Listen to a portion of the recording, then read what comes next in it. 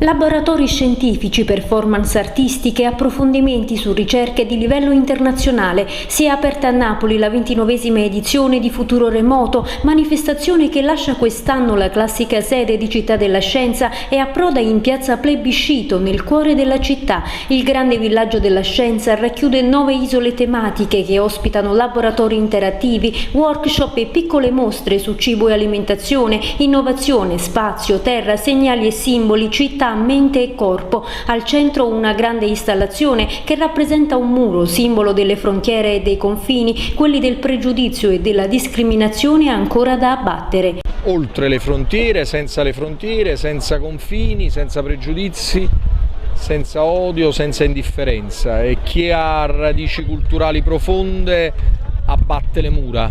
Anche qui delle mura si sono abbattute, così come l'abbiamo fatto anche noi come Comune di Napoli nella giornata del rifugiato. Credo che questo sia un messaggio importante, le mani delle differenze contro il muro dell'indifferenza. L'evento, organizzato dalla Fondazione IDIS con l'Università Federico II e l'Ufficio Scolastico Regionale, ha visto il coinvolgimento di 400 tra istituzioni, centri di ricerca, università, scuole e associazioni artistiche e culturali. Noi abbiamo fortemente contribuito all'utilizzo della piazza. Riteniamo che la cultura in piazza sia il messaggio più forte per conoscere, per informarsi, per progettare il futuro, per incuriosirsi, per aprire la mente a nuove prospettive e anche per i giovani scegliere, quindi scegliere magari dove orientarsi. Il successo è stato enorme, basta girare e vedere tantissime istituzioni presenti, tantissime associazioni, tantissimo mondo del volontariato, penso un grande successo.